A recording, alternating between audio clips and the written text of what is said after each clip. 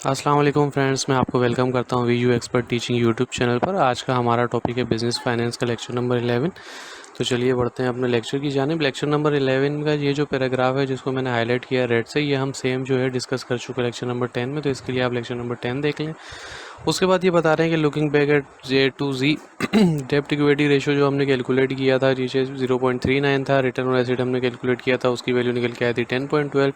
ROE calculate previously किया था 14%। Now using the decomposition method, जो डिकम्पोजिशन में हमने ये वाला फॉर्मूला निकाला था R O E is equal to R O A multiply by 1 plus डेप्ट इक्विटी रेशो, उसको यहाँ पे सिंपल यूज़ कर रहे हैं कि आर ओ ए की जगह ये वैल्यू 10.12% ये उठ के आ गए, मल्टीप्लाई बाय 0.39 है, इसमें 1 को प्लस करके डायरेक्ट लिखा हुआ है। इसको जब आप सॉल्व करेंगे तो 14% निकल के आ रहा है। तो ये कैलकुलेशन, ये जो वैल्यूज़ हैं पिछले लेक्चर में, लेक्चर नंबर 10 में हम ये सब कैलकुलेट कर चुके हैं, इनके फॉर्मूले याद कर चुके हैं, उनको डिस्कस कर चुके हैं। तो ये वैल्यूज़ वहाँ से निकल के आ रही हैं, इसमें परेशान होने की ज़रूरत नहीं है। एक दफ़ा मज़ीद आप लेक्चर नंबर 10 देख लें और इन वैल्यूज़ को एक पेपर पर लिख लें तो आपको मज़ीद यहाँ पर क्लियर हो जाएगा। उसके बाद जैसे हमने यहाँ पे रिटर्न और आर ओ ई और आर ओ ई का फॉर्मूला लिया था और उसको डिकम्पोज किया था इस तरीके से। अब हमने यहाँ तक जो डिकम्पोज कर लिया है उसको अब ये बोल रहे हैं कि हम फर्दर डिकम्पोज कर सकते हैं आर ओ ई को। तो क्या किया, तो हमने net acid net income divided by acid और एसिड डिवाइडेड बाय इक्विटी, इस फॉर्मूले को बिल्कुल सेम जो फॉर्मूला यहाँ पे दिया हुआ है इसको हमने सेम ऐसे ही नीचे उतार दिया, उसको सेल से मल्टीप्लाई कर दिया। पहले हमने एसिड से मल्टीप्लाई किया था, तो नेट इनकम के नीचे सेल्स आ गया और एसिड, सेल्स के नीचे एसिड्स आ गया और एसिड डिवाइडेड बाय इक्विटी हो गया। अब आर ओ ई में जो net income divided by sales है ये कहलाता है प्रॉफिट मार्जिन, और सेल डिवाइडेड बाय एसिड ये कहलाता है टोटल एसिड टर्नओवर, और asset divided by total equity ये कहलाता है इक्विटी मल्टीप्लायर, जो हम पिछले लेक्चर में पढ़ चुके हैं। इन सारे प्रॉफिट मार्जिन का फॉर्मूला देखेंगे, टोटल एसिड टर्नओवर का फॉर्मूला देखेंगे तो आप क्लियर हो जाएगा कि उनका फॉर्मूला यही होता है जो कि ऊपर दिया गया है। तो ये यहाँ पे बता रहे हैं this last expression is called do point entity, यानी कि ये जो एक्सप्रेशन है ये कहलाता है do point entity after the do point corporation which is popular is used. ये डू पॉइंट आइडेंटिटी क्यों यूज़ किया जाता है, यानी कि आप जब फाइनेंशियल स्टेटमेंट को एनालाइज कर रहे होते हैं तो आप देखते हैं कि किसी एक पॉइंट पर प्रॉब्लम आ रही है, तो आप ऐसा तो नहीं करते कि आप आर ओ ई का रेशो निकालेंगे, फिर आर ओ ई का रेशो निकालेंगे, फिर आप एसिड टर्नओवर निकालेंगे, फिर आप प्रॉफिट मार्जिन निकालेंगे, इक्विटी मल्टीप्लायर निकालेंगे, सारी चीज़ें करेंगे, फिर जाके आपको एनालाइज समझ में आएगा कि भाई फाइनेंशियल स्टेटमेंट चल कैसा रहा है। तो अगर आप आर ओ ई निकालते हैं तो इसमें क्या होगा कि मेन चीज़ें जो है profit margin, total asset turnover, equity multiplier, ये एक साथ निकल के आ जाएगा, जो कि डू पॉइंट आइडेंटिटी कहलाता है। कि भाई आपको इससे एक बहुत ज़्यादा इन शॉर्ट आपको पता चल जाएगा कि फ़र्म की इस टाइम फाइनेंशियल पोजीशन क्या है, कि वो किस तरफ जा रही है, सही कर रही है काम या नहीं कर रही है, उसको आपने लोन देना चाहिए नहीं देना चाहिए, फर्म के साथ बिजनेस करना चाहिए नहीं करना चाहिए, क्या मार्केट पोजीशन है, क्या फाइनेंशियल पोजीशन है, वो चीज़ें आपको समझ में आ रही होती हैं। तो DuPont identity tell as R O E is affected by three thing, यानी कि डू पॉइंट आइडेंटिटी से हमें ये पता चलता है कि रिटर्न इक्विटी तीन से इफेक्ट होता है, ऑपरेटिंग एफिशिएंसी से, एसिड यूज एफिशिएंसी से और फाइनेंशियल लेवरेज से। ऑपरेटिंग एफिशिएंसी कैसे निकलती है, प्रॉफिट मार्जिन से कैलकुलेट होती है। एसिड यूज एफिशिएंसी कैसे होती है, टोटल एसिड टर्नओवर से। फाइनेंशियल लेवरेज कैसे पता चलती है, इक्विटी मल्टीप्लायर से। तो अगर आप ये कैलकुलेट कर लें तो आपको पता चल जाएगा कि आपकी कहाँ पे प्रॉब्लम है, एंड देन उस पॉइंट को टारगेट करके आप उस पर काम कर सकते हैं। उसके बाद considering the DuPont identity it appear that a firm could leverage ROE by increasing in amount of डेब्ट, this will only happen ROE exceed interest on, यानी कि आरओई को इंक्रीज कर सकती है मजीद लोन लेके। आर ओ ए जब भी एक्सीड होगा जब इंटरेस्ट रेट जो है वो डेब्ट के ऊपर होगा। Decomposition of R is conventionally we systematically approach the financial statement analysis, यानी कि सिस्टमेटिकली आर ओ ई को डिकम्पोजिशन करके आप एक फाइनेंशियल स्टेटमेंट को सिस्टमेटिकली एनालाइज कर सकते हैं। उसके बाद डिविडेंड पे आउट रेशो इस तरीके से इसका फॉर्मूला दिया हुआ है, तो ये आप ले सकते हैं। यहाँ पे ये वैल्यूज शायद इन्होंने एज्यूम की हैं, क्योंकि यहाँ पे दिया हुआ नहीं है कि ए टू जी का हमने वो लिया। ए टू जी नेटवर्थ ये दिया हुआ है ना, ए टू जी की नेटवर्थ 363 थी, 121 जो आउट जो डिविडेंड के तौर पे दी गया, तो परसेंटेज उसकी निकालें तो 33.5 या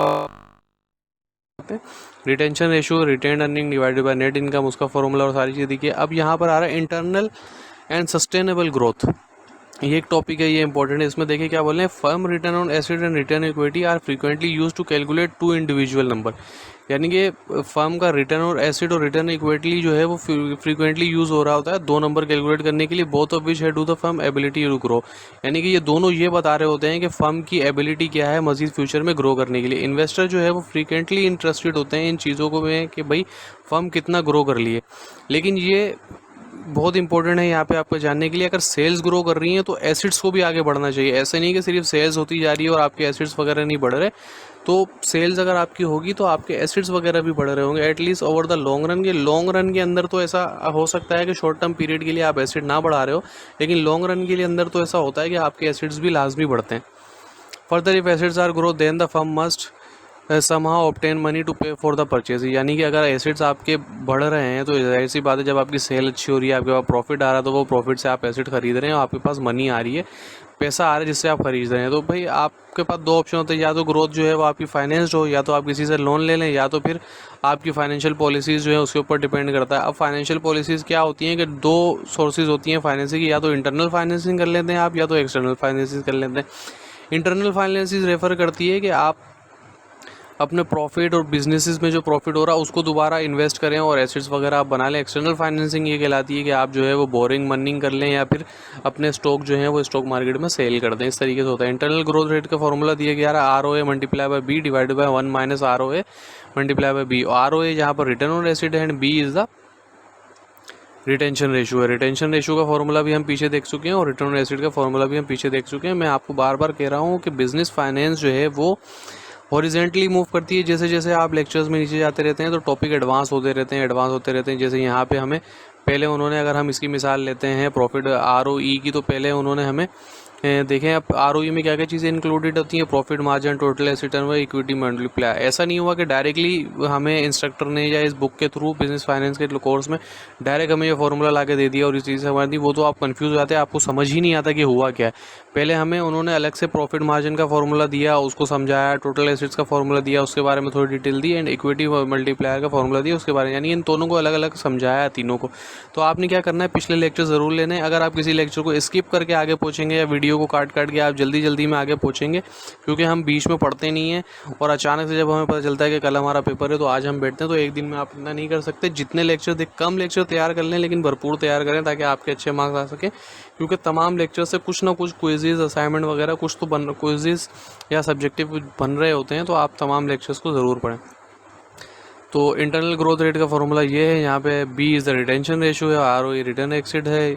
उसके बाद सस्टेनेबल ग्रोथ का ये फॉर्मूला है, जहाँ पे ROE रिटर्न ऑन इक्विटी है, B जो है वही सब्सटेंशियल रिटेंशन रेशियो होगा, एंड देन यहाँ भी ये सारी चीज़ें। और उसके बाद डिटर्मिनेंट ऑफ ग्रोथ के बारे में बात करें, using 2 point entity we see the return on equity can decompose into various component. यानी कि यहाँ पे बताया जा रहा है, उसको समराइज़ किया जा रहा है कि 2 पॉइंट आइडेंटिटी को यूज़ करते हुए हमने ये देखा कि रिटर्न इक्विटी को जो है हम उसके बहुत से वेरियस कंपोनेंट्स के अंदर तोड़ सकते हैं। कैसे, किस किस के अंदर तोड़ सकते हैं, यहाँ पे हाईलाइट रिटर्न इक्विटी को हम profit margin, total asset turnover, equity multiplier में तोड़ सकते हैं। अगर इन सबको एक साथ पकड़ें तो आपको डिमांड की इसके 4 फैक्टर निकल के आते हैं, profit margin, total asset, financial policy and dividend policy.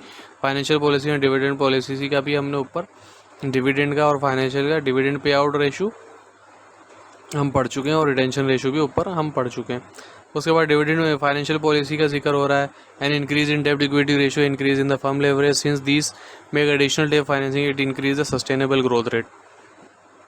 और डिविडेंड पॉलिसी क्या है, decrease in the percentage of net income, की नेट इनकम जब डिक्रीज होगी और पे आउट इंडिविजुअल को जब इंक्रीज रिटेंशन रेशियो होगा, this increase internally generate equity and thus increase internal sustainable growth. यानी कि फाइनेंशियल पॉलिसी ये होती है कि आप जो है बाहर से लोन ले सकते हैं और सारी चीज़ें कर सकते हैं, फाइनेंसिंग जो है आपके पास अवेलेबल होती है। अब आपने अपनी पॉलिसी बनानी कि आपने फाइनेंसिंग करनी है या नहीं करनी। उसके बाद डिविडेंड पॉलिसी भी है, आपने डिविडेंड जो है वो उसके ज़रिए भी उस पैसे को आप दोबारा इन्वेस्ट करके उससे भी कमा सकते हैं। तो ये था लेक्चर नंबर 11। उम्मीद है आपको सारी कन्फ्यूजन क्लियर हो जाएगी। अगर आपने पिछले लेक्चर लिए हैं तो ये लेक्चर आपको ईजी लगेगा, इतना टफ लेक्चर नहीं है। ठीक है जी, तो ये थी आज की वीडियो। मिलते हैं अगले लेक्चर में। अल्लाह हाफिज़। वीडियो को लाइक, शेयर और चैनल को सब्सक्राइब ज़रूर कीजिएगा। इसमें आपको 5 सेकंड लगेंगे, लेकिन ये हमें बहुत मोटिवेट करता है कि हम मज़ीद आपकी वीडियोज़ आपके लिए बनाएं और आपकी हेल्प कर सकें। Thank you so much.